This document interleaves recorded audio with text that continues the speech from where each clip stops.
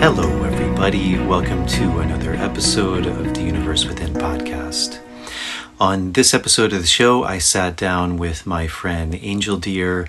I met Angel about a year ago now when I came to upstate New York with my friend and colleague Marav Artsy. We were running plant dietas here at Angel's center, which is called The Sanctuary. It's a shamanic healing center that he founded. So I got to know Angel a bit last year, and then myself and Marav are back this year. So it seemed like a really good opportunity to sit down with him, to have him share. He's a really fascinating guy. Originally from Corsica, he was in the corporate world in New York, and then through a series of experiences, which he talks about in the podcast, he came to open this really beautiful center called The Sanctuary. So I think you all will really enjoy this episode. As always, if you're able to support this podcast, that's a really big help to me. Patreon is a really good option. It's a subscription service for as little as $1 a month. You can sign up. There's a few different tiers you can sign up for, and those different tiers give different things back, things like early access to shows, bonus material, Q&As. To all of the people who have supported via that platform, to all the patrons, as always, thank you very much for your support. I really appreciate it. And if you're able to do that, that's a really big help to me to continue to make and produce and edit and do all of the things that's required to bring out this podcast. I also really like the idea behind it, which is really based on this idea of reciprocity. So if you feel like you're gaining from this podcast, to be able to give something back. There's also the ability to direct donate via PayPal. I'll put a link to both of those in the show notes. If you're not able to do that, as always, if you're watching on YouTube, hitting the subscribe button, turning on the notification bell, liking the video, leaving any questions or comments in the comments section. That's a really big help with the algorithms to get the show out to a bigger audience. And if you're listening on the audio version, following or subscribing to the show, if you're listening on Apple Podcasts, leaving a starred rating and a short review, that's also a really big help. So I think that's it. And without further ado, here's my conversation with Angel. Running out from the maze, running out from the maze, running out of the maze today. Running out from the maze, running out from the maze, running out from the maze today. I'm running out from the maze. Running out from the maze, run out of the maze today. Well, cool, man. It's nice to finally sit down with you. Yeah, I'm glad we did that. I guess you had worked with Marav a number of years ago, doing a dieta, and then you invited her here, and we ended up coming here and running a retreat on your land, and then we came back this year. So that's how I initially met you. And so maybe for the audience, just beginning a little bit of a background of yourself, who you are, where you come from, what you did in life, and then also what got you interested in this path you're on, because you've created this really amazing not only home, but a place for people to come and really learn. Well, I'm originally from Corsica, so it's a French island in the Mediterranean, and I've been here in the US for almost 20 years now, so quite a long time.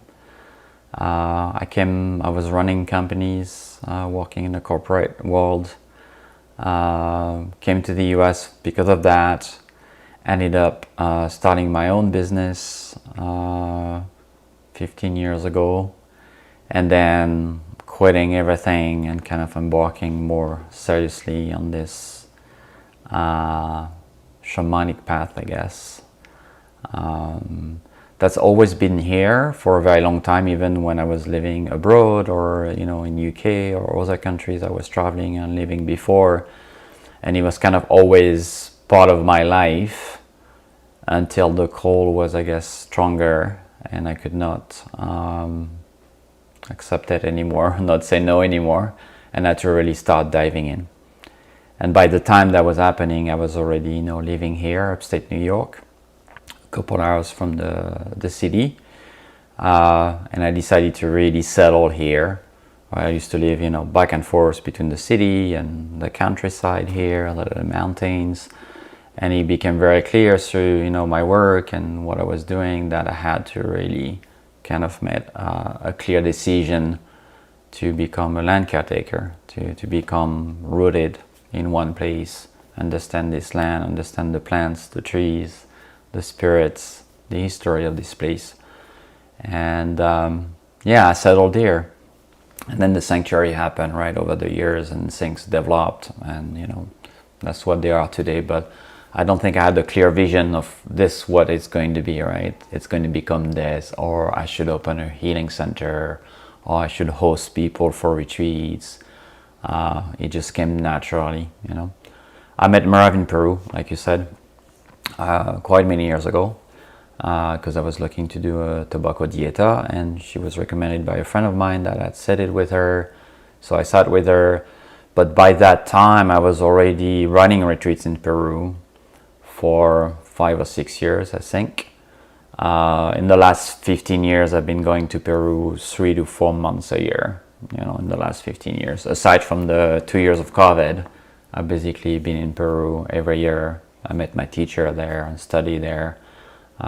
So I was going to Peru already a lot before I kind of made the decision to kind of focus on this work. Yeah. What was that like growing up in Corsica? I grew up on mainland in France, but spent a couple of months a year in Corsica. For me, it's it's still home in so many ways, even if I feel really home here in America, and I'm American now. But I think there is something about our ancestral land that is deeper, more emotional. I still get tears when I arrive there, and I've been going since I'm little. There's something quite somatic when I get there. The smell and the land and the trees and the memories and the rocks. So yeah, it's a very, traditional island, I guess. People live in villages in the mountain. It's mainly, mountain people, despite it's an island. They're not fishermen, they are shepherds. Historically, it was not very safe to live on the coast, because where Corsica is located, there was a lot of invasions and things happening, with the Middle East and Spain and the Greek island and Italy. So the islands had been invaded many, many times. And I think traditionally islanders, felt more safe to live in the mountain. So it's very small communities, people raising cows and sheep. Quite recluded. It's a good climate overall because we are in the Mediterranean, but it's not an easy, it's never easy to live in a mountain, right? It's a bit rough. But there is a very long also religious and spiritual tradition of healer in that island. My grandfather was one of them. And so I've kind of been immersed in living kind of close to nature, kind of disconnected from the world a little bit, even if I don't believe that's really our goal, but kind of living, close to a land somewhere, right? Having animals and plants that and rivers and forests, and kind of getting to know your surroundings. And I've tried to escape that for 30 years, I guess. Or I don't know if I was trying to escape it, but I never felt the calling as strong as when I embark on this medicine path. And it's funny because the more I was sitting with plants in the Amazon or in Peru, and the more it was becoming clear that I had to reconnect to my ancestors, to my traditional land. And it's coming strongly to me now, and very clearly it gives me ground, I guess. Meaning, connection, history.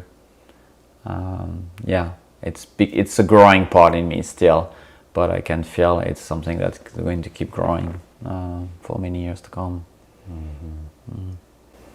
Anne, who we're working with, she's also from Corsica, and yes. She was telling me a story I think I could be getting it wrong, but I think she said Napoleon, when he would always know when he was near Corsica because there was a smell of a certain plant, and he would know that only in Corsica can you find that. Yes, there is what's called the maquis in Corsica, which is basically what you would call the underforest, a lot of like bushes. Basically, they are very dense in Corsica, and the maquis, you can't really enter it, right? You would need something to cut it, a little bit like the jungle in many ways. And in that maquis, there's a few plants that are, very aromatic. I mean, the island smells a lot because there's a lot of aromatic plants. But one of them is called myrte, and they made some kind of alcohol with it. And there's another one called arbouze, and 2 or 3 that are very smelly. And if you come on the island by boat, which you can do from Italy or France, which is what I usually do because I don't like to fly there, I like to come by boat, a good hour before you arrive, so you start just seeing the coast, you start smelling the island, which is kind of, usually when I get my tears, in fact, I'm just sitting on the deck of the boat and starting smelling, and then it just like brings, a lot of emotion, yeah. You mentioned your grandfather was a healer of sorts. So can you speak a little bit about what kind of work he was doing? Yeah, there's an old tradition of what we call guérisseur, so healer, I guess, in English, in Corsica, that you find also in the south of France and in part of France. People that you would go to if you have any kind of ailments, basically, and they would mainly heal by touch. They would just put their hands on you and just heal. And my grandfather always did that, but kind of have a second life, right? Not as his main job. If you met him in his career, he was a philosophy and Greek teacher. He was running schools, high schools. He was principal of schools. So he had this basically main job. But when he was in Corsica, people would know that he had this power or gift and will come. So I remember growing up, people just showing up because they had this cancer or they had this big disease or they had this problem, and him just doing that thing. He will also make those little piece of wood like that, and I have one of them that he made for me that he would embed with prayers and with some signs on it, and that he would give people when they leave after the session and ask them to basically hold it and to pray every day with it or to connect with it until the healing is completed. So he was known for someone making little wood stick, that's how they call him, the guy that makes the little wood stick. And he's made thousands of them, and I've crazy stories of healing that I've witnessed just with that, because sometimes people could not travel, right? So he would just make that, ship it by mail, and people will just have that. And some of the stories were pretty crazy. I mean, and so I've always been fascinated by him when I was little. I always felt somehow that I was going to follow on that kind of path. We have a tradition in the family of men. On that side of the family, every 2 generations there is a healer. So his grandfather was a healer, and the grandfather was a healer. And my grandfather told me the story, I think when I was a young teen. They say, it always jump a generation, and it's always a man somehow. And my grandfather only had daughter anyway, so my mother. And I have a brother, but I kind of knew that if it happened, I mean, not that I was seeking that, but maybe it will be something that one day I would do. Even if I don't do the little piece of wood, I'm, kind of in that lineage. And there is kind of a very old story in the family of where it's coming from, thousands of years ago, an oral story of that healing gift that was gifted to the family a long, long time ago. Do you know how your grandfather learned that? Was it like something he tapped into, or was something that was passed down? He tapped into, yeah, nobody taught him. Yeah, he was quite, he never liked to talk about it much, he never took money for his healing. He didn't want anybody to talk too much about it. He was kind of thing in the family that nobody talks about, which was quite interesting. Like my mother never mentioned it, right? And it was not something I learned from growing up. But yeah, he just learned it. He say it's a gift that just appear to people, and he say if it comes, it will come. That's why he say, I won't really teach you. I tried when he passed away 4 or 5 years ago, and I was trying in the last year, kind of get him to explain me how he does that, and he say, it will come, right? If it's you, it will come.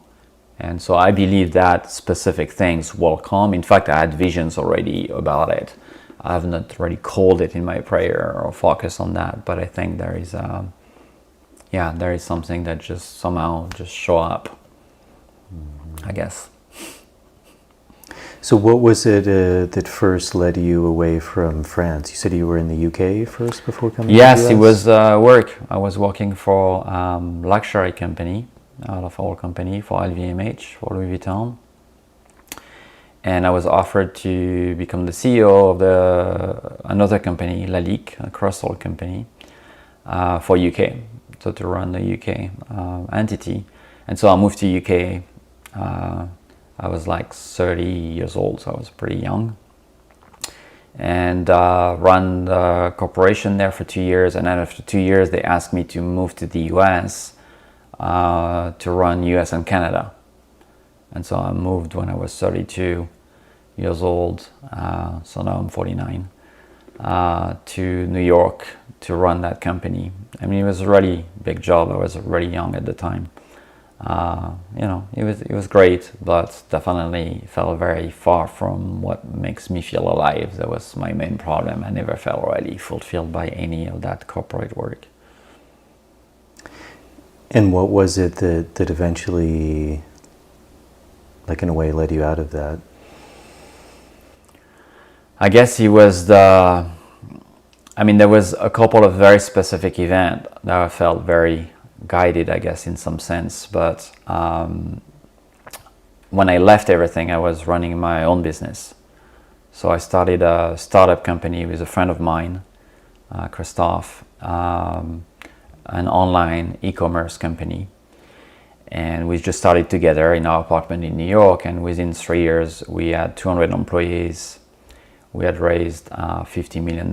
So we were successful, right, in the definition of success in the corporate world.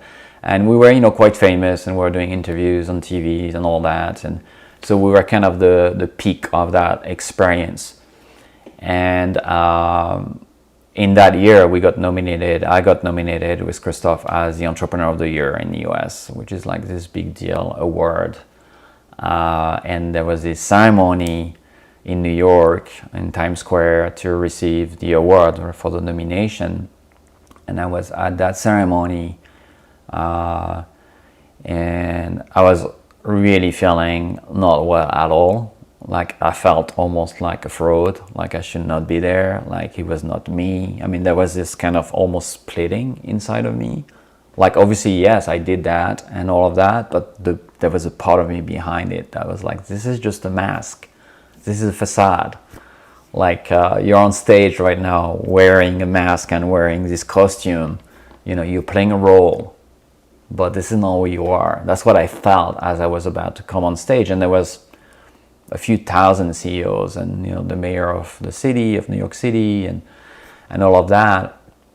And I came on stage to receive the award and, got it. And I had to make a speech for a few minutes, which I did, which was so painful because I just could not feel any authenticity. Because I know I had to encourage people and say how happy I was, but I was not happy. I mean, I was blessed, and grateful for receiving that, but I was not happy, and I felt like I was leading people to believe in a fake dreams that everybody here in the room wanted that award right next year or another time. And it felt very unreal, and I had to leave the stage at some point. I just shortened my speech, just went out, and I just collapsed backstage in this trance, I guess. It's like I was taken over by something really powerful. And I know it might sound a little bit crazy, or but it felt like my brain was purging, like all these ideas that I had about myself and the 25 years of corporate world was just like being purged out of me. And basically, I mean, I recovered after that. I went home and had dinner with my team, but I got really puzzled by what happened that day. And a few weeks later, I went to the office one morning. It was a Wednesday morning. I remember very clearly that day. And I sat at my desk and I'm like, I'm done. 20 years done. All this is done. I need to quit. And, I let, a lot of investors and, a lot of responsibility, hundreds of employees. And, and I told them, I need to go. I can't stay. And nobody really understood why, because they were asking me why. And I just said, this is not me. This is not what I want to do. And they could not understand that. I spent, 4 years of my life building such a big business and being at this kind of amazing place with it, and wanted to go.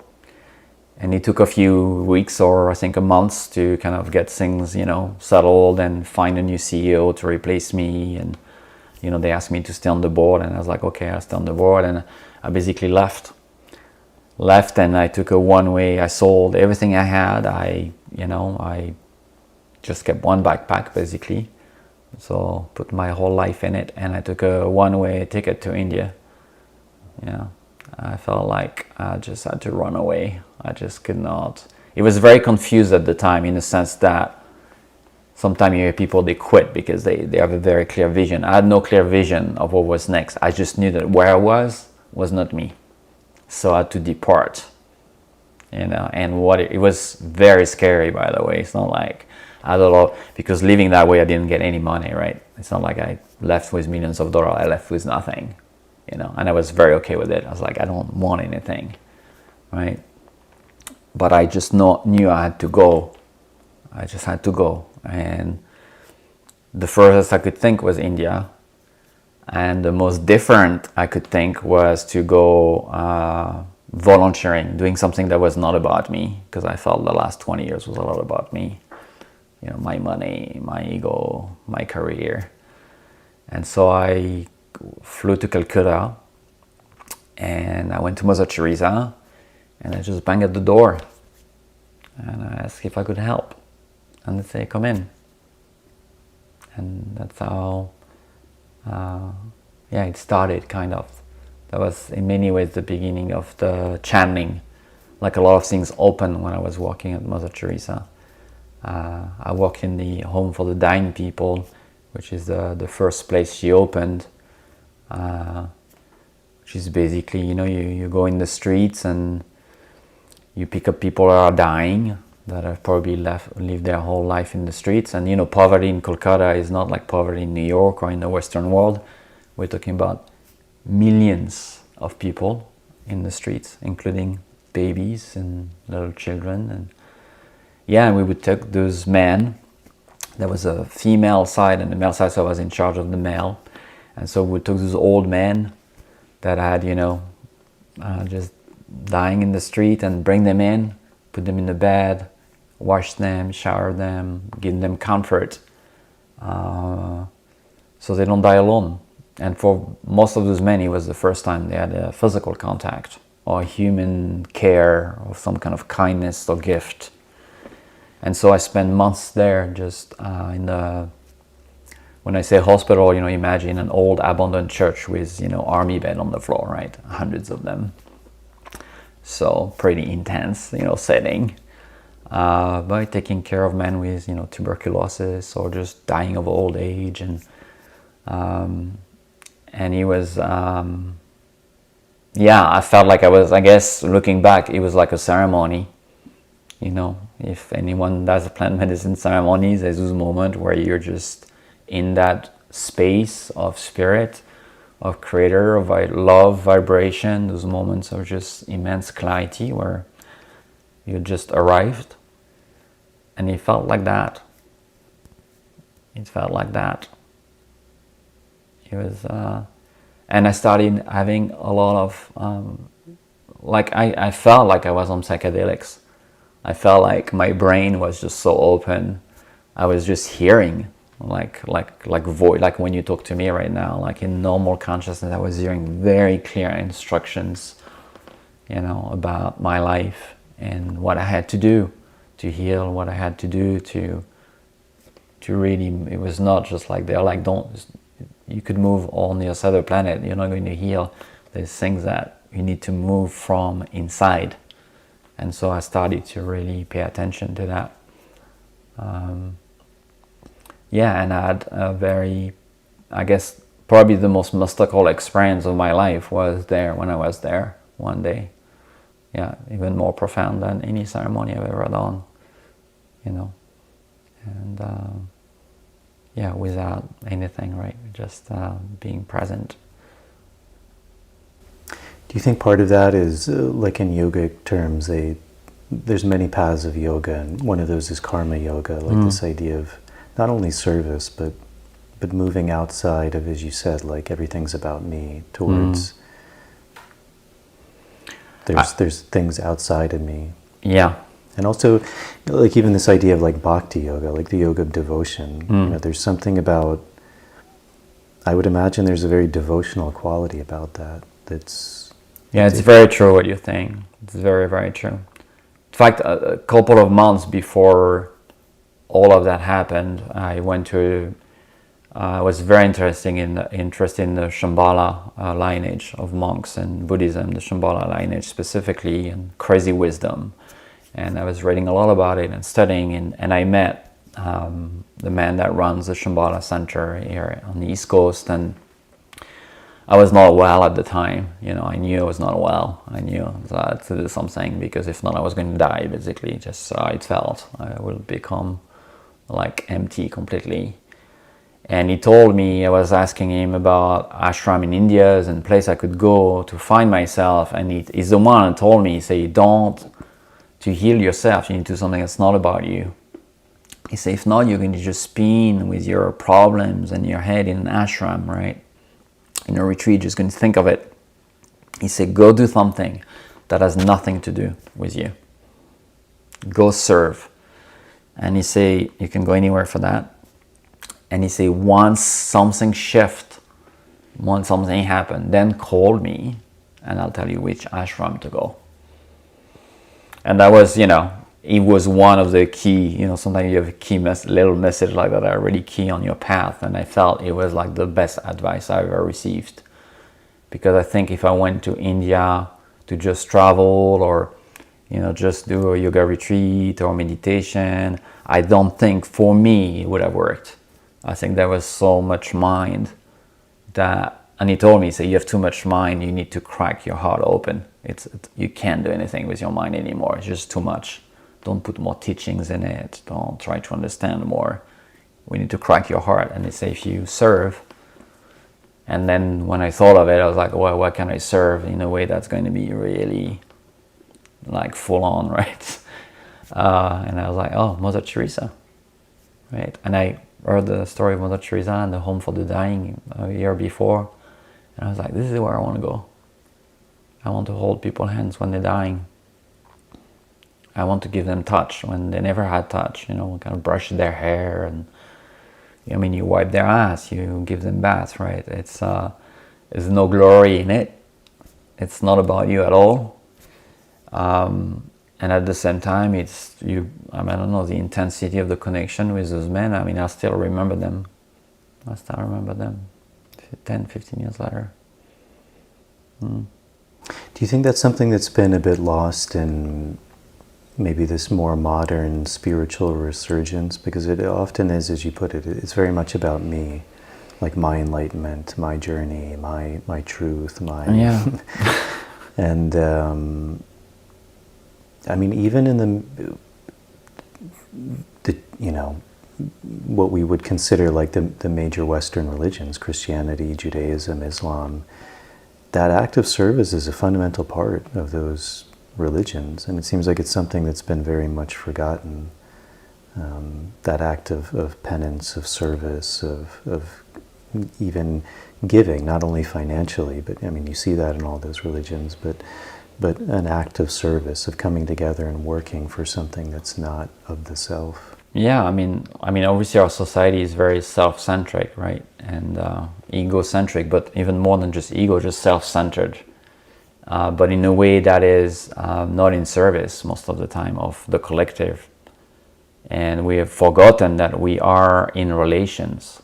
Like here it's not just me that you're talking to my parents, my grandparents, my friends, all my relations are in my voice, and either you influence me, either what I receive, that's going to reverberate, right, in a whole web of connection. Last night I was listening to an elder from Hawaii, and she's a woman, an elder, and she was saying that there is no self-care if there is no community care. They say we're very self-centered and we focus a lot on our healing, but it's not our healing, it's a healing of our community. We need to think of it that way.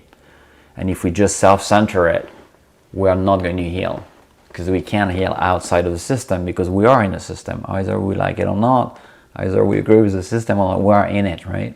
So it's a very Western colonial kind of way to see that, I can't do all what I want, right? I have this freedom, but you say, yeah, but your freedom comes with responsibilities. That's how Native people see it, right? I just don't do things in my community, in my tribe, if it's going to hurt anyone, right? It's not just me. I'm responsible for the group. And I think we don't heal alone. We heal alone together. There's something to be said about the collective body also, And I've experienced that so much as I deepen my path, that when I do work on people, I feel them inside of me. I know where to extract, in fact, through my body. And I don't really know where their body and my body is at some point.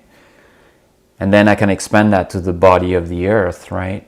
To the body of all my relations, the animals and the plants and the trees and the ancestors. And and I think very often people get really stuck in their healing because they're very obsessed, with their own pain, which, sometimes our own pain is obsessive, right? It's hard to get out of it. But sometimes to kind of turn towards something else, which might be service and giving, right? You get nothing in return, right? And at the same time, you're going to get everything. I didn't go to India to Mother Teresa like, I'm going to get this back. No, I was just going, I just need to stop doing what I'm doing, and I need to stop thinking, and I'm just going to use my hands for something else, right? And I was thinking, well, I'm going to do that for a few months, and if something shifts, I'll go do my ashram, my retreats. But in fact, I got the biggest gift without going for it, right? I received. I didn't take a gift, right? I gave and I received, which is very how Native people think of receiving, right? You go in the forest and you put an offering. You put tobacco to a plant before picking the plant, right? So you say thank you before you receive, right? And it's given to you. You don't take it already.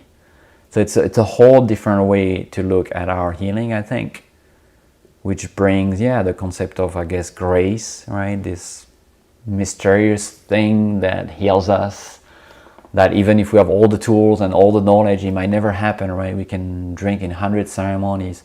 There's a moment of deeper surrender where we say, I'm nothing, right? Take me, or, and something bigger comes, right? And we can't really name it, call it that well, right? It's hard to grasp when those things happen, but they're so clear. They really are very clear and powerful. And very often, yes, in those acts of selfless giving, which is the way, that's what the earth does, right? You can go now outside and cut 20 trees and kill animals and burn the land. She's still going to give you food, water, beauty with the sunrise. So she's still going to be this amazing mother or grandmother, like, with just love you unconditionally, even if you are broken, even if you lost your prayer, right? She doesn't care. She's going to feed you like the other kids that pray every day. you know. And I think that's, if we think we are part of this body, then the return to our, you know, health, to our balance, is to try to become that, to remember that, because that's what we are. So just to let it, you know, pierce through us. And that's very difficult, I think, in the Western world. And very often I think it's missing a lot in the spiritual community or movement, whatever that means, you know. Do you think there's something also about, you mentioned, like you were in such a dark place that you knew you needed to shift something quite dramatically. And, you know, you said something very interesting is, I went to Kolkata, which is poverty. You know, there's poverty there. And it's a different poverty than you were used to. And something about that perspective can also, maybe in a way, shake us out of something, because we realize, you know, or working with all of these sick people, we realize, like, I'm sick, but there's also another type of sickness. There's I don't have any money, but there's a poverty that's much different than that as well. Which also seems to cultivate this idea of gratitude in a way. Even when we're in a really dark place, it's like, wow, like there's people worse off than me. And that kind of, there's a healing in that. There's a, life isn't so, like my problems aren't so grave. They're not so dense when, before that's all we can see, because that's... Yeah, it's such a good point and a tricky point at the same time, I always feel, because we can't really say that to someone that is in suffering, right? Look at the world and you still have a body and you still have a roof and food and you're okay, right? Because it's not compassionate, and, you know, we don't experience the pain as someone else, you know, everybody experiences their own pain. But I think when it's self-revealed, when we can reconnect to that and have an experience of it, then we can remember that prayer of gratitude, right? Just the thank you prayer. In the Indian cosmology, what I've been studying for 15 years, you know, the first prayer is thank you. And they say there's only one prayer. In fact, that's this one. Nothing else matters. And it's a prayer you make when you open your eyes in the morning, because you're alive, because you've been given one more day. And believe it or not, it's a gift. You don't know if you're going to open them tomorrow, right? We don't know. Well, we think we do, but we don't really.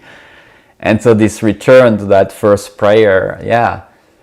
But I don't know if by just praying I'm going to get it, right? But by, yeah, just sometime an experience outside of you is going to reflect that. And I had many instances like that when I arrived in India, in Kolkata. I also work in the slums with children, in the children's school.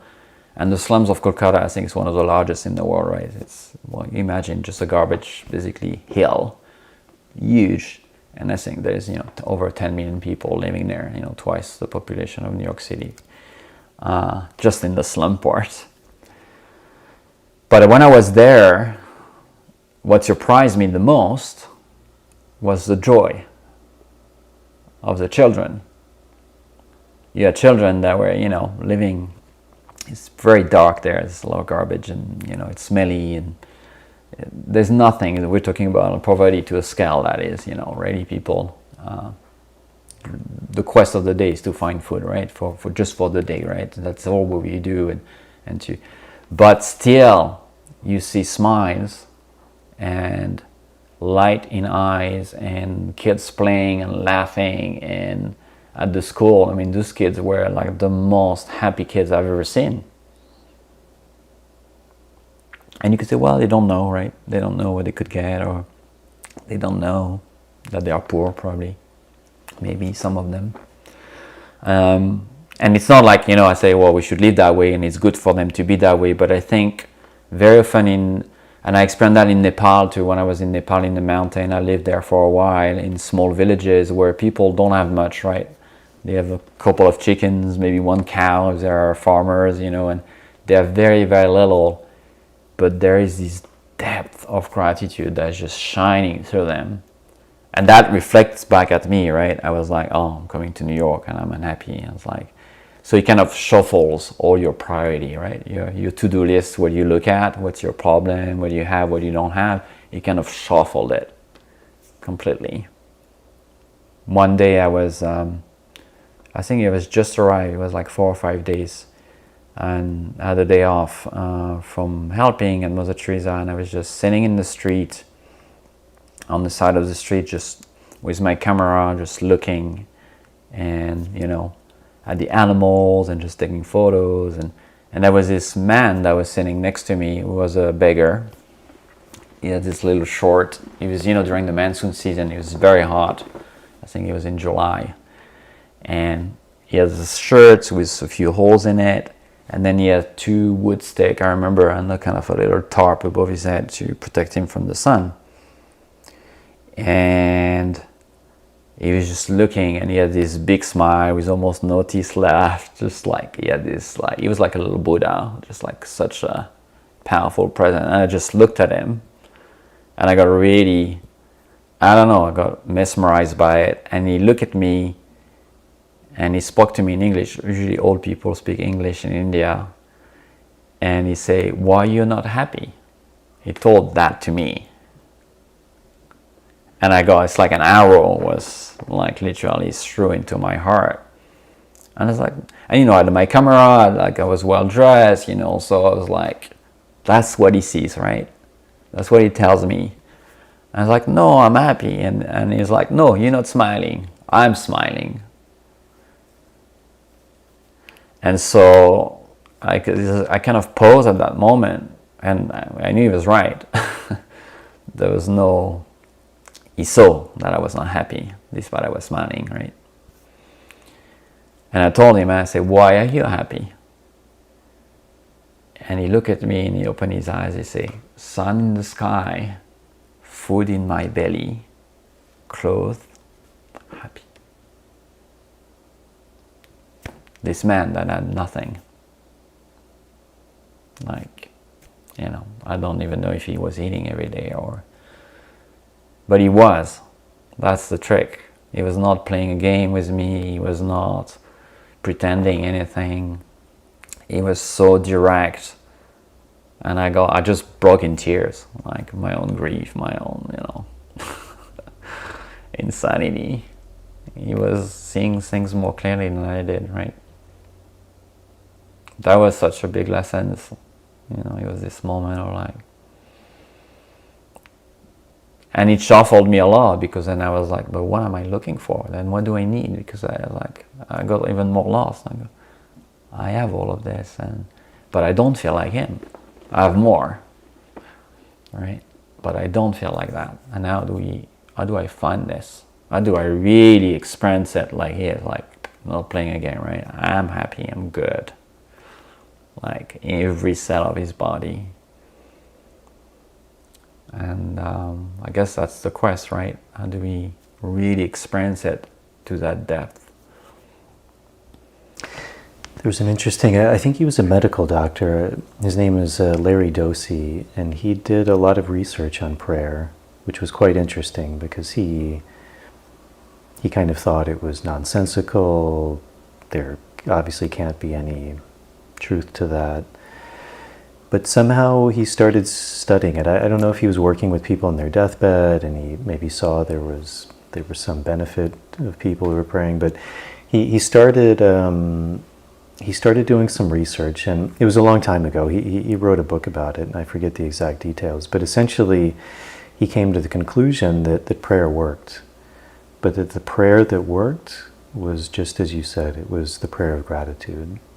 That this prayer, through his scientific analysis, actually had an effect. And it's, as you said, it's something you find in cultures all over the world, is this idea of gratitude. Like waking up in the morning. I mentioned this a few times in my podcast, but my grandmother, who's 95 now, one day she was talking to me, and my grandfather, her husband, had died recently, and she was saying when she wakes up in the morning, the way she stays happy and positive is like she's opening her eyes and she looks around the room, and she said, you just need to find one thing that you're grateful for and focus on that. I was like, wow. Yeah, the elders, they know, right? I'm in this Andean cosmology prayer, and you open ceremony with that thank you to the east, to the fire, right? The sunrise, the first light in the morning. It's really, the prayer is beautiful and longer than just thank you, but really in its essence, it's gratitude. It's just a thank you prayer. And sometimes I often feel like, okay, I can do that, right? It's very much in the head, right? How do I really feel it? And I feel, if they've been doing that, that prayer is probably 10,000 years old, we don't know, maybe older.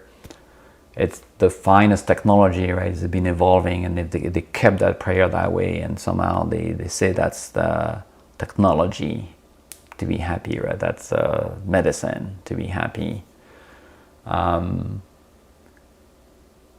It looks too simple to be that complex, and yes, I think that's what it is. Sometimes, those mystic religions like the Sufis or others, it looks like, it's very simple. It's about love, it's about a relationship with God, or it's about gratitude.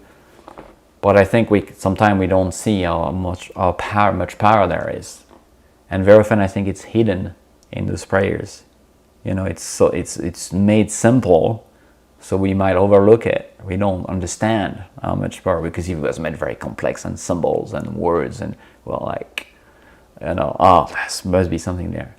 But I think there's such a profound teaching that God or the Creator or those elders or those traditions are showing us, right? It's quite simple.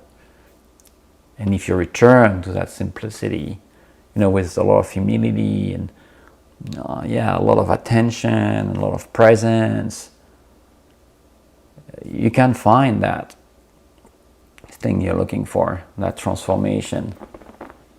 We have this power, right? Because we're an extension, of God. There's this symbol. I can't remember which civilization in Peru it's coming from, but it's a little hand in clay. It's literally just the wrist and the hand. And that symbol represents that you can sit in the hand of God, right? You need to learn to really sit in it. So it's this, I guess it's faith, right? It's surrender. It's really finding a set, really not fighting, and just really softening, right? You don't have to do it yourself. You can soften in the hand of God. And they say that the symbol is also that you become the hand of God if you do that. That it's a double hand. It's your hand and it's the hand of God. But first, you need to kind of surrender, right? Because if not, it's power, right? It's ego. It's I know, you don't know, I have access to it, No, it's like letting that surrendering happen. I love that little symbol. To me, it's always a good remembering of how do I do that, right? How do I really sit? How do I soften? How do I trust, right? And feel, not think. So I can be like that man in India, right? Just like, he was sitting in his throne and he was a beggar. And there's many Indian story about that, right? That the beggar on the side of the road might be, one of the God in disguise, which felt very much to me. That's what we was that day. And it's God really laughing at us, right? Look, it's right there, right? So simple. And you're looking all over to find it. But yeah, prayer works. That's for sure. So what was the next step on your journey? You spent this time with Mother Teresa. You went to an ashram after that, or no? I went to all the holy sites in India, from Rajasthan to went to see the Dalai Lama. I went to different place where the Buddha was enlightened. So I was doing basically a couple of weeks of travel and sitting or staying at sacred sites, and then 2-3 weeks of volunteering again in different, not just Mother Teresa, other place. And I did that in India, and then Sri Lanka, and then Nepal, and then the Philippines. So I spent a year basically just doing that until I found, okay, either you go home or you don't, but at some point, it was time to come back to America. Still had no idea what I was going to do, but I was happy. it was like I knew there was something else, but I knew I didn't have to search for it. I just had to show up for myself, to keep doing my healing work, to keep, going to Peru and study with the people I study with, and really, I think there was a clear moment where I just release expectation on myself, on what my past should look like, where it should go, how should I make money, like all the fears of what might happen. And and it was like a year abroad, so it was starting to feel like, okay, I need to make some money at some point if I want to live in America. But I guess there was just trust. It felt very much to me like I always believe in some kind of creation God, or like a power that way, like something that's infused in everything. But I think it was very mental, and I felt like that time helped me. It just dropped in my heart. My faith was more not just intellectual, I had this belief and maybe some experience of it, but it felt in my heart and belly. It felt like I could, it was there, right? It was knowing, and I didn't need proof anymore. I didn't really need to search anymore, because it didn't really matter somehow, It felt very freeing in many ways. Do you think there's something about that experience that's conducive to that? Because I also traveled for 2 years, and I never expected it to be 2 years. I thought it would be a month, maybe 5 weeks, I don't know, until the money ran out, because I left with very little. But it turned into 2 years. And I think a big part of that is what you said. There's something that begins to happen experientially when you learn to trust. Mm. Like, this was before Airbnb or maps on your phone. How old are you? And it's just showing up somewhere, taking the local bus. Yeah. Is there somewhere to stay? I hope so. I'll ask around. Yeah. Is there food? And maybe there's not. Maybe that means sleeping on the street. Maybe that means wandering into the forest and putting out a sleeping bag. But somehow I found, after a while, there was never a problem. It was just I deeply felt I'm always going to be okay. I think in many ways I often feel like safety and comfort is the death of evolution. Like, if you see how nature evolves, it's because there is pressure, right? Pressure from, I don't know, beetle wants to eat that plant, or the weather, the winds are getting stronger, or it's getting drier. So that pressure, external pressure, there's not a reaction of anger in nature, right? Or of things like that. Even when an animal attacks another animal, it's not through anger, right? It's just to feed itself. So it's kind of very aligned, right? It's like in interdependence. Those genes, right, get activated, right? Our epigenetics get activated, and we access things that in comfort we don't have to access, right? I don't have to listen to the voice of the forest to find my food. I don't have to really pay attention to the weather if I have a roof. But when we reconnect to nature, when we reconnect, right, to that, we start to be much more attuned, right? And I think we have immense resources inside of us that just awaken. And one of them is the one you mentioned, that we know that resilience, because we have traveled the world. In our ancestors, we have people that have migrated. We have people that, so we know that we have capacity to do that, but we are afraid we don't, because we've never experienced it. It's like I say, oh, you can play the violin. Here's a violin. You'll be like, I've never played it, right? It might be difficult. But for what relates to life, being happy, and all of that, it's embedded, right? It's in the encoding of it. This harmonious balance we see in the forest around us, it's embedded in us too. But somehow, we're afraid it's not there, right? That we have to somehow find it somewhere else, like that it's going to be, and sometimes it's very difficult to access. That's true. But I feel, it gets revealed to us. And then we look back, and then, the next challenge is easier, right? Because we're like, okay, something is going to, we get to trust more, right? And we get to surrender more, right? To soften, right? Life doesn't have to be a constant fight, and, and And then I think that's when we can return, right? Because then we have something to offer that is of value in this world. You know, I think that's the gift, right? It's we're not receiving it for us, we're receiving it for our relations. You know, the tree that's stronger in the forest, he feeds the other trees. You know, he uses his big canopy, not just for himself. So nature is designed that whatever I receive, right, I'm going to have to give it, right, somehow. Because anyway, I'm going with nothing. So I think that's the calling after too. For me, that was becoming clear, that kind of hearing those voices, okay, what are you going to do about it now? Or like one of my favorite pastors here in town always tell me, says, so what is God asking of you? What do you think God is asking of you, right? Not giving you an answer, but you have to ask yourself, what is asked of me in this moment, in this time we're living in, right?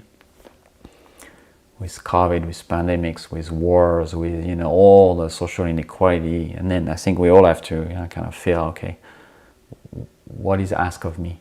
Not as a savior, not as God, not as a Messiah, but me with my little skill, with my knowledge. Okay, where am I going to plug onto that whole system? What do I want to do with this knowledge, with this softening, with that wisdom? You know, how can it serve? You know, self-care, community care, same thing. So, how does it serve the community? You know, not that it's always clear how to do it, right? But it's where we need to point the prayer, right? It's never, you know, in the Anden cosmology, the first two prayers, they are in words, but the next two and the end prayers, they are outwards. You know, so the first is inside, but then you go out. So it's also how the altar is pointed, right? It points out. It points to service. So, yeah, I think a lot of people also are unhappy and not healing because it's missing that component very often, I think, you know. You know, we just keep going to retreat or keep doing this. And I always tell people, just find something that is right not about you. Something to give, you know, the local, you know, shelter there for homeless, whatever it is, something like help your local church, you know, whatever you believe in, whatever feels right, but something where you don't get anything out of it. You're not going to get money, you're not going to get recognition, it's for others. It could be animals, it can be whatever it is, doesn't matter. But make sure it's not about you. Because I feel the fire, if not, is like stuck, right? It's like we're recycling our fire, and the fire, he wants to light the world, right? So we need to expand it. And very often that enough to kind of soften people, connect to other things, get us out of our head, right? Feel better about ourselves. You always feel good when we help someone, you know? We're wired for it, you know? Reminds me, I had a yoga teacher who I really liked, and there was a number of people there who had been there for multiple retreats. I won't name the teacher, but I think they were asking him the same questions, and finally he just looked at him and he said, "You just need to get a job." Like, enough of this. Like, yeah, you just need to work. yeah, responsibility, right? Yeah, it's not just what it means, like our responsibility. Sometimes we need to kind of step in. And it's a good point you're making, because I think, you know, because we don't have rite of passages, we don't have initiations in our culture. Very often, you know, we are in an adult body, but very often people are children or young teen, right? The emotional part of the body, the part that is a caretaker, like the father or the mother, you know, has not been born yet, right? Because there hasn't been a rite of passage, or maybe there is no child, or there is no things that traditionally would have been there, right? If you live in a tribe or in a community, you would have been in service since young age, right? And you would have had rite of passages, you know, to recognize that you're not a child anymore, you're becoming an adult. And very often, yeah, that's like getting a job, right? Paying your taxes, or you like it or not, you know, doing things that are like maybe, but then you take responsibility for your life, right?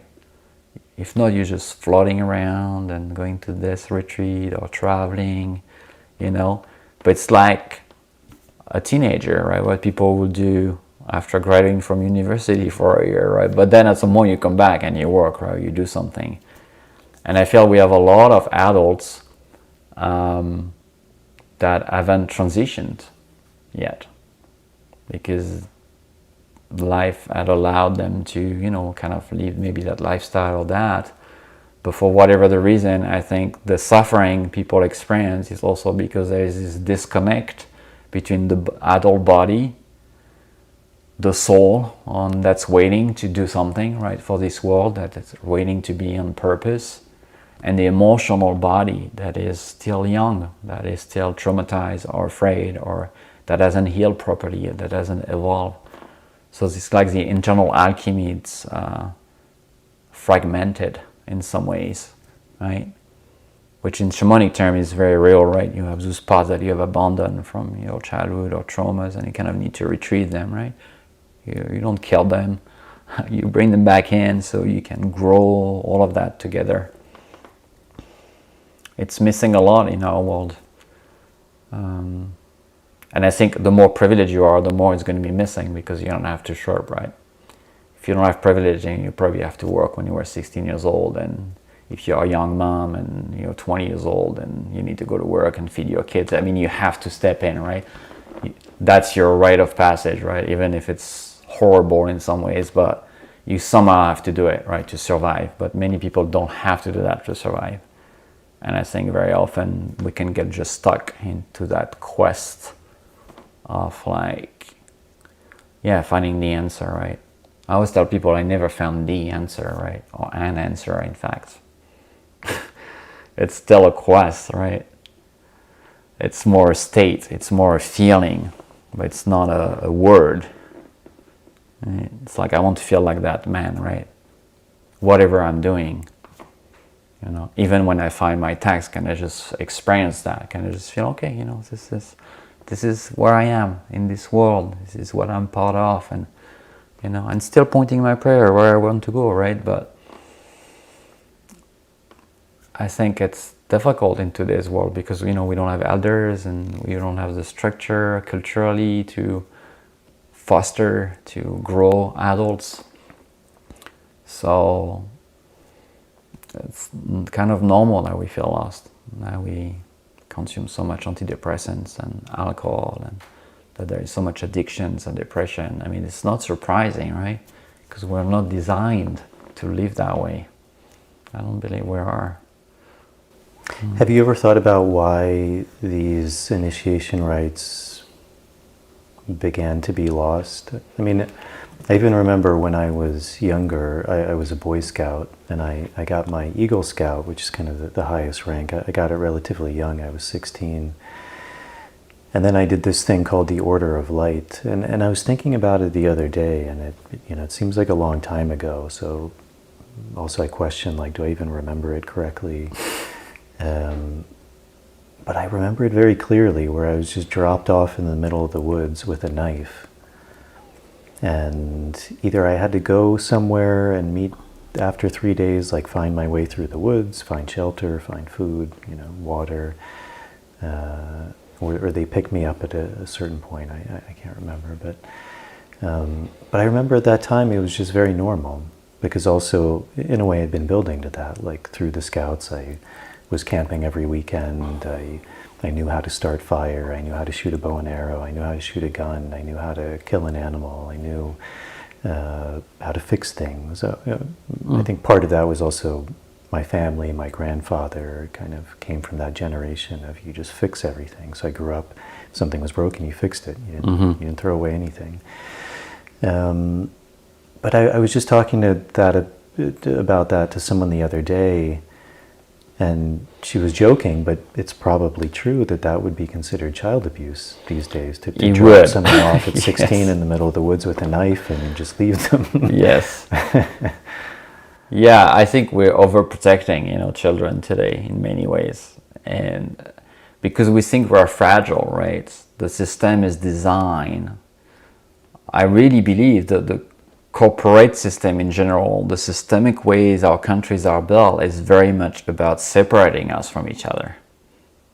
It's designed, and to do that, I need to break your belief, right? I need to break your rite of passages, your languages, your traditions, your connection to ancestors, and I don't believe there's an evil forcing regulating that, but I think there's a part of the human psyche that is violent, that is, kind of scared and afraid, and there's a tendency to kind of do those things, right? And when it comes in the hands of people that have power through politics or money or other ways, the impact can be broadened. Because for that system to work, you don't want people that be really empowered and strong voices. If you have people that believe they can change the world and gather other people to change the world, that's a problem, right, for any organized system in our culture. Because if you look at Native Americans or other people, it's very much that kind of democracy, right? It's the voice of all, and you're not the chief because you have the most money or the most power. You're the chief because you're recognized by the whole group as the voice of wisdom. And the voice of wisdom is very different than the voice of power or the voice of money, as the way it is in our society. So if you put power and money and other interests that have nothing to do with wisdom, with health and wellness of the community, not just how much the GDP is growing, but how much happiness is growing, well, then you get to what it looks like today. I think there is no surprise. And I think anything that's in the way of that system, then it's a witch hunt, right? It's like we can't really allow that because it doesn't fit in the system. And if you look at the school system, it's a bit like that, right? Kids have to enter a mold that they have to learn this and this and this and that, but they're not learning what you learn at boys' school. Most kids today, they don't even know when they get this square fish fried pan in the pan, what a fish look like. There was a study done in France, I'm talking about 20 years ago. They were, I don't know if they said it in America, but this was square fish. Piece of white fish that is basically fried, that you can buy, freezed. And they asked kids in school to draw fish. And many kids will draw a fish that is a square. And it was, beginning of television is 25, 30 years ago. So, but still, that's what they thought a fish was, right? So we're not giving people tools to really understand the world, to live, because then what? Guess what? You can reclaim your health. You can reclaim your pharmacy from the forest. You can reclaim decision process, right? As a community, you can do much more if there is not those agendas that are very different than the interest of the people. And I think sadly that what happened over the years, right, we kind of erased that, and still continuing with Native people. In Hawaii, this elder I was looking to is still happening now, right? They were not allowed to sing their songs for so long. Their lands were taken, but you say what was taken from them was more than the tradition and that. What was taken from them was their connection between each other. By isolating them from their lands, from their traditions, from their remedies and their plants, they separated them from each other. And now they might be native, but they might be supporting the army, or they might be supporting the gas industry.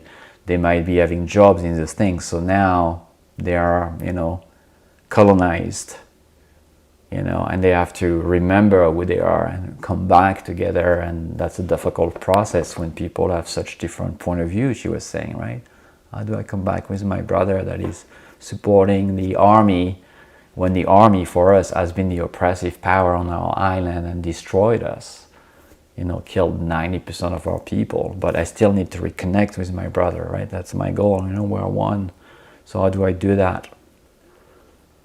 So we need to remember those rites of passage. We need to bring them back, right? We need to help people to find their inner power, recover that inner power, that clarity of mind, make sense of the world so people don't fall off, into crazy ideas and then get so obsessive and even more fearful. There's a lot of that today. People are so afraid that the world is just very dark, right? And yeah, if you look someplace, it is dark, but there's also beauty, right? And there's people that believe in that. There's people that cultivate that. So it's not all doom and gloom. But many people, I think, have lost hope. I mean, that's why people take drugs, right? And so much addiction and depression and suicide, and it's because people don't feel hope and there is no connection anymore, right? There's nobody can help. I'm alone, right? I'm really alone in this. That's the worst disease of this culture, and to have isolated us from each other. At the end of the day, I think that's the more scary than any war that's been run in the world today. It's this constant war between each other. Yeah. You seem to be, I mean, speaking about connection and initiation, one of the interesting things you seem to be doing is like working with children, bringing them to the land. I think you call it like the forest school, and teaching them about nature, which, much like as you said, with the fish, I remember reading a similar thing. I mean, who knows what's true and what's not, but they asked American children, where does an apple grow from? And the answer was a tree, the supermarket, or I don't know, something else. And the most commonly picked answer was not a tree, because they'd never seen one. Right? Yeah, they had never seen it. And you know, I mean, even the work that we're doing a lot of work with tobacco, and I would say the vast majority of people don't realize that tobacco is a plant, that it's a green plant that has flowers. Most people, that's kind of a shock when they hear it. They understand it once they hear it, but they wouldn't answer that. Yeah. Or in the same way, like how many times I've heard, like even medical people, doctors, use the words interchangeably, cigarette and tobacco, as if they're the same thing. Yeah.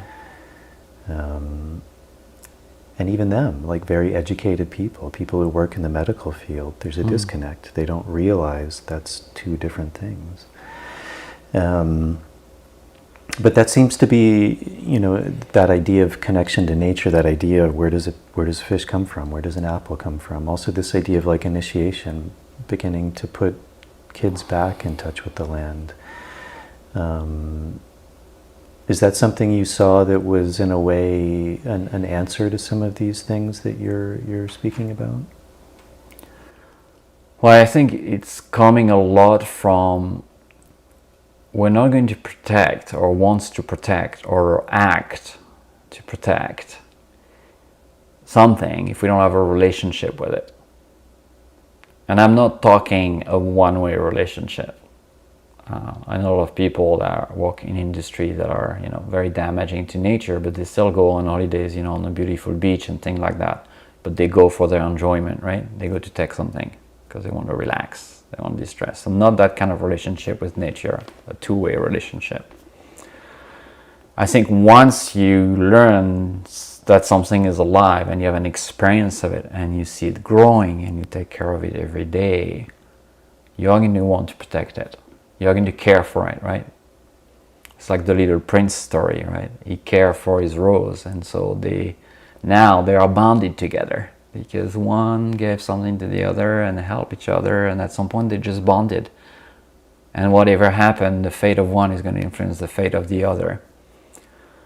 So I feel what's missing a lot, and I guess even as a spiritual practice in many ways, it's that experience of relationship with lands. That goes beyond just praying for the land or just going beyond going there to get something out of it.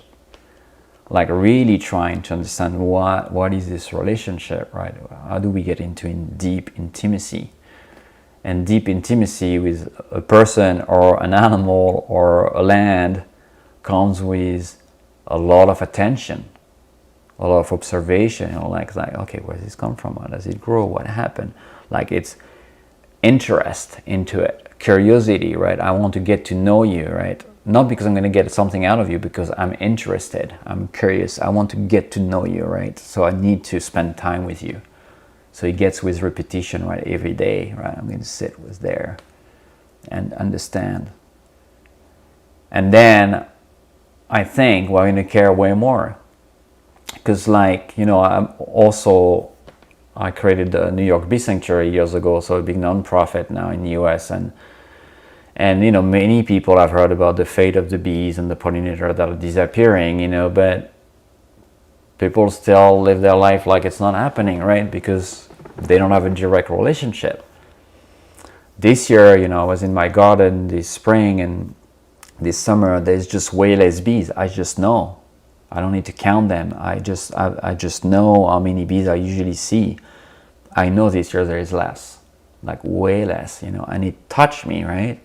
Because I'm seeing my raspberries or some of the plant there half pollinated, which is very unusual. I've never seen that since I've been here. I was like, oh, the raspberries half developed, or not all the flowers, the raspberries is all those little flowers on it. That's like you need to be pollinated completely to make these beautiful raspberries, and you can see the raspberries are half done, or it means there was not enough pollinators to do it. And it broke my heart. I felt a lot of sadness a month ago when I was seeing that, and I felt like something is really happening, right? But I have a somatic experience of it because of my 10 raspberry plants, because of the bees. I have a few bee houses that I know that are there. I have a direct relationship with that bee or those birds or that tree. It's very different than, well, the Amazon is burning, right? What is it? The size of, I think, the park in New York every day. Central Park burns every day, I think, in size in the Amazon. If Central Park was burning in one day in New York, how many people will react? Like, would do something about it? A lot, right? Yes, it's happening every day in the Amazon, and we are maybe a little bit upset about it, but what do we do about it? Not much, because it's far, right? It's the others, right? And we might care about native people, we might care about the forest, but it doesn't touch us deep enough, I think, to call us to action. So I think with the kids and with people that come here, for me, I always say, well, whatever work we do, I want you to be able to connect, right? To build that intimacy, because then you're going to want to do something about it. And there's millions of ways to do something about it, right? But it's going to call you much more deeply than just sending money to a non-profit for the Amazon, which is great. You should send money to this non-profit, right? You should support native people. You should do all that. But get into a relationship with one tribe, one land. If you really care, go there, understand it, and then start working just with that one little piece of land, that little one, because then it's going to be your brothers and your sisters there, right? Your uncle, your grandparents. It's going to be family to you. It's not just going to be someone somewhere. And I think we're not going to save this world. I don't know if we can save it anyway, it doesn't really matter, but we're not going to be really called into authentic action until we have built that intimacy back. And we lost it, right? Like you say, most kids don't really know. Like, people eat tomatoes every day, and if I show a tomato flower now, I don't know how many people will know it's a tomato flower. Right? It's a very unique flower. Or the tobacco flower, right? I love them because we have some here in the garden, right? But yeah, tomato we eat every day, right? What does it look like? How does it need to grow? What kind of care it needs? How long does it take between the time you plant it and you get one ripe tomato? 60 days, 90 days, 120 days, what is it? And I think then you're going to care, right? If there's a bee that's coming on that tomato. Like when you're going to see the fruit, oh wow, that's how much work it requires from one guy somewhere to grow that fruit. If not, we're staying in our head, right? And we avoid feeling the pain. It's easier, right, to send a check. It's harder to go there on the front line and do the work. And we need both, right?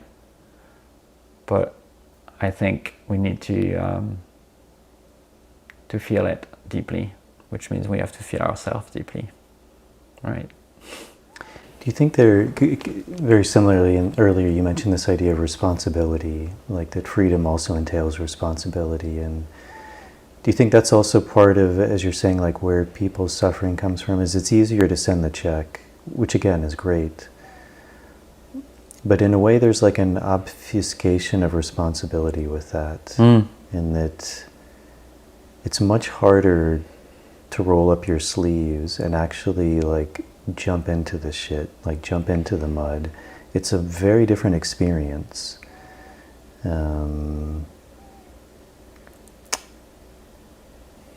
It's also very easy to say someone should do something about it. The other, right? The other. And Yes. to become very impassioned about that. Yeah, and I think, also we're stealing ourselves from feeling, which is horrible. It might be harder to feel, but at least we're feeling, right? Joanna Macy, when she talks about active hopes, and she talks a lot about that, they say if you're feeling despair for the earth, it's great, because at least you're feeling, right? You're allowing yourself to be strong enough to feel, because to feel, you have to be strong to feel such big things, right? So it might be more difficult at first, right? Like to give the work, to do that. But what you're going to get back to feel connection, which is ultimately what every human being is looking for, to feel connection. You can steal yourself from that by sending a check, by not being involved, by not connecting to people that are suffering, or the forest, or that. Like 4 or 5 years ago, I went to Australia, and I went to the Tarkine forest, in Tasmania. And the Tarkine is one of the last temperate rainforest in the world that has been preserved, and it's a magnificent forest. And there is a massive problem because the government is very corrupt in Australia, and they're selling the rights to this forest to Chinese company to basically extract the wood, which is being made into a pulp, basically directly on site. You have those massive trees, they just made a pulp with it to make toilet paper. So you have those old growth forests being destroyed there. And you have an organization that is fighting to protect this forest and that. And I heard about all that, right? Before going, I read about the Tarkine and what was happening there. But I went with someone that is involved in the blockades there. And we asked him and said, I want to go see a clear-cut site. I want to see people doing that. I want to see what it looks like. It was much easier to stay in the nice part of the forest where the tourist goes, that is very well preserved, and to camps and to take beautiful photos. And I would probably have a good, experience. But going to the clear-cut area, which we did one day there, and seeing with my own eyes and feeling and sitting there and crying and singing and praying, connected me to that forest like nothing else. I'll never forget that experience. And it pushed me to, in that case, give money because it's very far away. But if I was living there, I would go on the blockades, right? We did movie projection onto our community to raise funds for that organization, right? And we do regular communication on that issue, right? Because now I feel connected to that forest, because I've been there, I've experienced something that breaks my heart and that is still happening. And we need to do something about it. I can't save all the forest, but this one, I smell it, right? I saw the birds, I felt the animal, I saw the tree devastated over hundreds of acres, like a rough skin, right? Nothing left. And yeah, then I want to do something about it, because I feel it. Do you think that's part of that kind of overwhelm when people feel that despair? Is we have access to so much information, whereas in the past we didn't necessarily. And so if there was a problem, then most people, they had to roll up their sleeves and do something about it. And it was like that everywhere. But when we see all of the world's problems, it does become kind of despairing. It's like, well, what do I do about all of this? Yeah, you're right. You're right. I think the bodies are very overwhelmed today, and the pandemic and the lockdowns and all of that added to the, pressures on the bodies, right? To be even more disconnected, right? To be alone. to be able to see our loved ones. And I couldn't see my parents in France for like almost 2 years, could not even travel there. So yes, there is pressure from the environment, an overwhelming pressure, and you add that to the bad food and the bad waters and all of that, and our bodies are definitely impacted by it, and our nervous system with all the images and all the social media and TVs and radios, is really overwhelmed by information. It's not designed to take that much information in. It was never designed for that. So I think that's where the work you do, the work I do, this work is important to return to that center, right? We need to have tools of self-regulation. We need to know how to return to our some-centered, right? Which doesn't mean not feeling anything. It means being able to feel all of it, but still being grounded in our mission, right? In connection to wisdom. So we need to do that healing work, but at the same time, because of the urgency and where we are at, we also need to act, right? But if we do the work just to return to peace and to kind of disappear in the forest, I think we misunderstood what this work is about. Very often people, and we could work for years, by the way, I'm never going to be healed fully, right? Nobody's going to be. So at some point, we can't wait, right? We need to return imperfect, not fully healed, but start acting, because that's going to heal us too. We talked about it earlier, right? My healing is not just happening when I heal myself, it's happening when I heal in community. When I serve, it's immense healing that I'm going to receive. So it's not, well, I'm too overwhelmed, so I'm just going to focus on my healing, or, like one way or another, right? It's like balancing, always, right?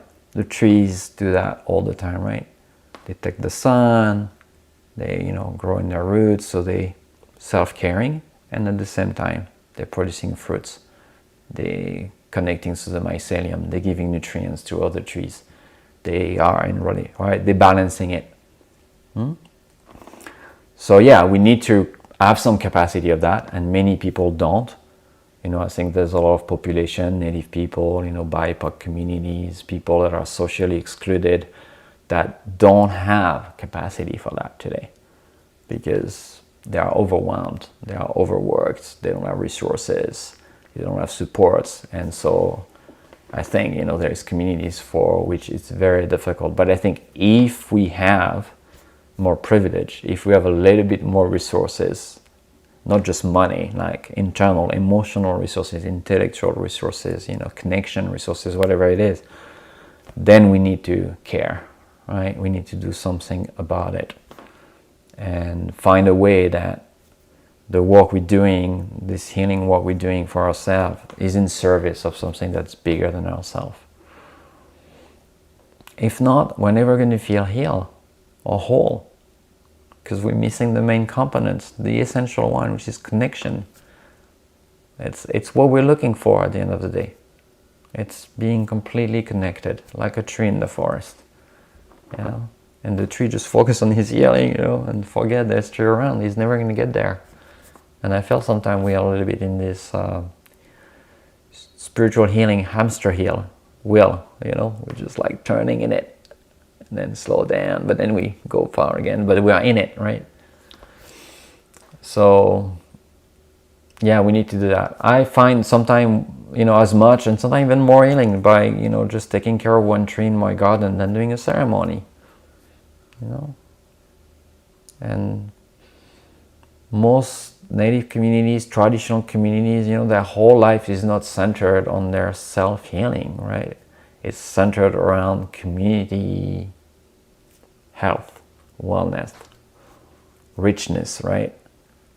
How this community is growing, what do we do? They are very connected to the land, and yeah, they do their ceremony and they work with the plants and that, but their life is not separated from that spiritual life, right? It's one thing. And you look at what they do during the day, it's a lot of connection to land, connection to each other's, right? Helping each other, taking care of the kids, and gathering the plants for the ceremony. And ceremony is a little part of it, their life. But it's not what they do all day long. right? But because we're craving that and we lost all of those elements for us, I think we go to the ceremony thinking it's going to give us all of that, but we need to build that. It's not going to come, community is not going to come because you went to ceremony. Connections, it's great to feel connection in ceremonies, right, with all there is, or with our brothers and sisters in the circle, but can I feel it when I'm not in ceremony? Can I feel it with my ex, my mother, my father, people I'm angry or people I've been hurt by? That's where the work is, right? And that's the ceremony is giving us the container, enough energy, right? Like we talked about earlier, like having enough resources so I can go out, do the real work. For me, that's the core things of all that dietas and ceremonies, things we do. It's so we have more resources to offer the world, and we do the work in the real world, right? Not in a little bubble. Yeah. And it's hard, right? We have to remind ourselves of it, right? Because the tendency is like, we're going to isolate if it's too scary, overwhelming. It's a tendency that we have to, right? If it's too scary, sometimes I need to isolate anyway. Sometimes I don't have enough for the world, right? That's fine too. But always the balance, right? Always the balance. And is that what brought you mentioned going to Peru, is that what brought you to Peru, was to learn more about these kind of indigenous worldviews and working with plant medicines? Yeah, I felt very called by that, and ended up meeting my teacher, Miguel, with a Huachumero in the Sacred Valley. And I've always been, since I'm little, connected to plants, and I've always been a gardener and growing some food. Even when I live in an apartment in New York, always needed that connection. But the prayer component, the ritual, the ceremonial component for me was kind of new because I was raised without any religion or spiritual container already at home. My parents were very outdoorsy and spent a lot of time in nature, but there was no, I guess it's one way to connect, right? It's not maybe the traditional spiritual way, but they gave me that amazing connection to nature. But I was looking for some kind of ancient frame to help me kind of direct my prayers, right? Because I didn't really know how to pray. And when I met this tradition, the Indian cosmology tradition, and I heard the prayers, it felt right. It just felt like, this is what I'm going to dive in. So, and it's one part, right, of what we do, the prayer, right? But it frames a lot, I think, how we see life too. For me, it's not just a ceremony or a prayer thing. It's a whole way to look at life through eyes of elders, generation of elders that looked at the world over and over and over again, and then came with those prayers, with those rituals in response to what was happening. And so I think they contain a translation of the original instructions of God. That's how I feel it, right? The trees still carry the original instructions, right? Even my cat probably. But for us, we as human beings, I feel we need to have those original instructions kind of translated in something that our mind can understand, that our heart can feel, and then we can act from there.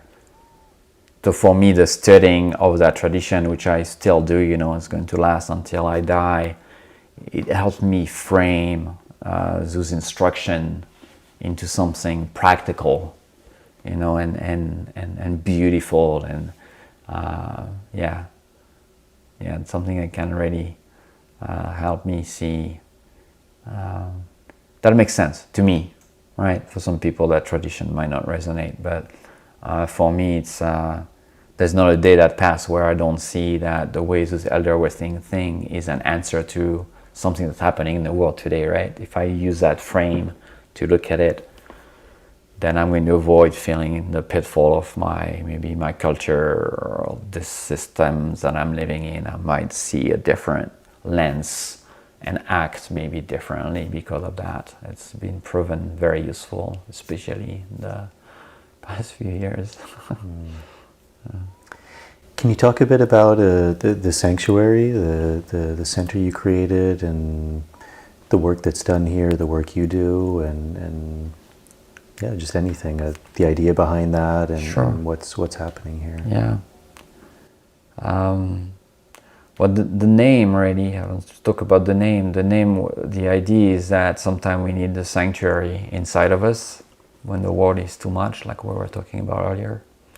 Or we need a place where we can go and we can recharge, remember, restore. And so that was the name of sanctuary. Is the idea in the vibration of the world. I believe in the vibration of words is that we create an umbrella, kind of a container where people in need of healing can find a place that gives them that. And for me, that works a lot through the land caretaking that we do every day. Like we rebuilt an edible forest and we planted over, I think, 600 or 700 plants or trees now that are native. We've removed the invasive species, so we try to recreate something that I think I feel, or maybe you feel on the land, that there's a vibration, there's harmony, that people will heal from that just by being there, right? Doesn't need me, really. So that was kind of the idea, to create a place that feels very much like that when we enter it. And then to bring, ceremony, rituals, gatherings, teachings, elders, teachers like you guys, bringing people that can nurture that prayer, how we're looking at it. So we do, things from permaculture and land cultivation and all the way to, working with older traditions and prayers and ceremonies and honoring this world, honoring the fire, honoring the waters, honoring the moon. And we have a women's garden. We have a lot of things that have been built over the years in response to what we heard from that prayer. That say, hey, we should maybe build that. So I didn't have a clear idea when I kind of built it, opened it. I still don't, by the way. It's always, for me, it's like a river. It's an evolving prayer, so I try not to constrain it and just feel into where it's going, and to spend a lot of time deep listening to the land. Nothing that happened here happened without the land asking me for it. I try to get out of the way because I have a lot of ideas, but I don't know if it's what the land wants or what the spirits that live on this land want. So I set a good year with each new idea and write about it and pray and really feel until it's very clear that it's really what should be happening, right?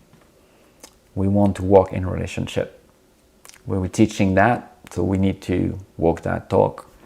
So for me, the land here, we're a guest on it, right? So I need to listen to what she wants, how she wants it. And sometimes she feels like a very jealous wife and very like, no, this is like that, this is like this. Sometimes she's very like an old grandmother, very loving. It's like, okay, everything, I'm here, And sometimes she is in need of healing. She wants to be the patient, and then we are the patients. She said, well, now I need to be the patient a little bit, so I need more caretaking. So that's what I mean by intimacy, right? It's, and I always feel it, even when I travel, I always feel her. So I always know kind of, but that didn't happen overnight, right? It's been 15 years of daily work, right? And it's still building, right? I'm still a child here and she's the elder. So I need to keep listening and feeling and, and trusting that, right? There's a lot of trust also. Slowing down a lot. I think, that's also what we want here at the sanctuary. The world is going so fast. I think people are exhausted often because of that, just because we're not designed to go that fast. And so slowing down, and I think once you slow down and sit on the land, things get taken care of by the land. That's what I believe, right? You start feeling your grief, your rage, your confusion, your pain. And I don't believe there's much more to do than just feeling it very often, right? And praying and humbling ourselves and trusting. People usually say, oh, I feel much better now that I cried, right? Or that I slept over here for a few nights. You know? It's bigger than us when we do those things. So for me, the sanctuary, obviously it's kind of my prayer in some ways, but I don't feel it's my prayer. I feel it's a prayer that came from the land, and it was named differently, by the way, and the deers came to me in a ceremony and asked me to change the name. So the name came also from the animals. It was not my name. So that's what I mean. Like it looks like it's my place, but for me, it's I'm trying to, in that form, as a human, what can I do to help those who are in different forms that maybe can't do what I do, and helping them prosper, connect, feel more in relations, and so. It's beautiful. I mean, if you ask me, I don't think there's anything more beautiful than what I'm doing. But And is there any personal work or any regular things here that you'd like to talk about, like events that people can come if they want to participate in? Yeah. I mean, we do breathwork, working with the breath, shamanic breathwork, which is very powerful. We do that once a week online. We have a shamanic school where we teach breathwork also for people to become practitioners of breathwork. So we, run the school. We have a new cycle starting in September. We teach shamanic Reiki, and also we have a shamanic school in terms of learning a little bit those ways, right? It's always tricky because you can't teach anyone any of that. Really, it's self-revealed, but it's kind of bringing tools. So you can have your own practice, reconnect to your ancestors, reconnect, to your own medicine, and then from there, see if this is your calling, right? See how much of that is going to unfold in your life. So we have a lot of programs like that. Sometimes we have elders that comes to speak. We have an elder coming next week, Sweat Lodge and Vision Quest. Anything that basically align with that prayer, right? Bringing yogas, bringing tree dietas and tobacco dieta here, which I think is something that was, I think we talked about it last year, right? My prayer for a long time to start dieting local trees, like the oak trees and the maple trees and the tulip poplar trees. So I felt those have been lost there for I don't know how long, right? But people used to do it. I mean, it's completely disappeared from continental northern US pretty much, aside from maybe some reservation a little bit. But I feel it's, one way to build that intimacy, right? So bringing that kind of teachings and ceremonies for me is really important. So we keep building that, right? We keep inviting people into reconnecting.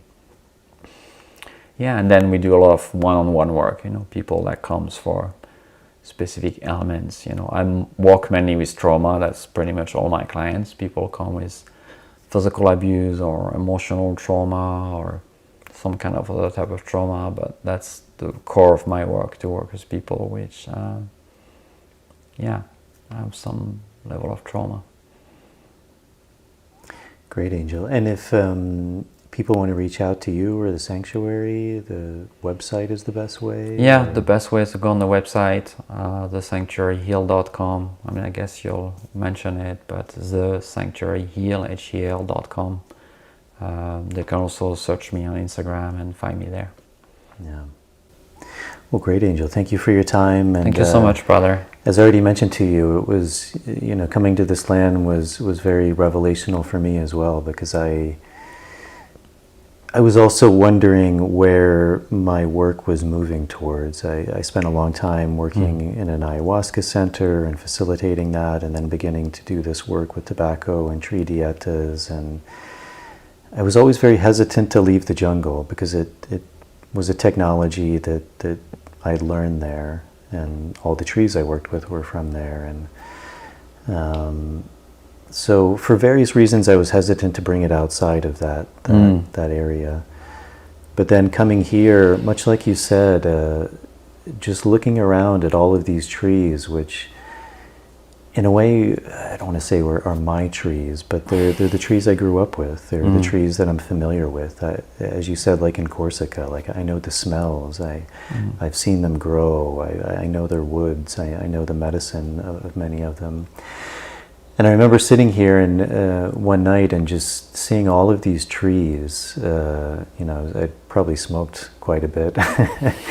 But just feeling all of this light that was being unused. It was like they were just sitting there waiting to be used to share their medicine. And I think it's something that sometimes I think we forget is all of this medicine, if it's not being used, then it's not fulfilling its purpose. There's a reason these trees have medicine and they want to share. Yeah. And there's this whole ecosystem, all of these trees, all these medicines just waiting to share their light. And as you said, people have forgotten to use them. And so it was very much really made me rediscover, and what I think feels much more in alignment now is actually bringing this technology from the jungle, this process, this teaching, this cosmovision, but beginning to work with more North American plants, European plants, really in this role of like bridging these traditions. And I think that's a role a lot of us are, I think, finding ourselves stepping into, is this role of like bridge keeping, like taking all of this knowledge and creating a new earth, which is a very ancient legend that has been passed down, but we've forgotten it, that we're in the time of bridging all of these medicines to create a new world, the world that I think we're all looking for. So just to thank you also for bringing us here, because that's really been a huge gift now, and I think that's the direction probably and potentially Marav and I will head in, is really beginning to work with more of these trees through this technology, through this process of dieting, but working with, as you said, oaks and poplar and sassafras and birch and yew and hawthorn and elder, and there's so many amazing ones, right? Yeah.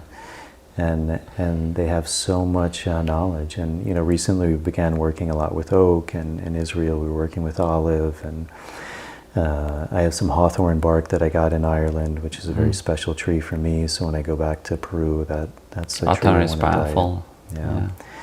And really slowly just beginning to work with these medicines and begin to learn from them, so that we can also begin to give. And because also, as you were saying, that there's these Amazonian trees are amazing. They're amazing, and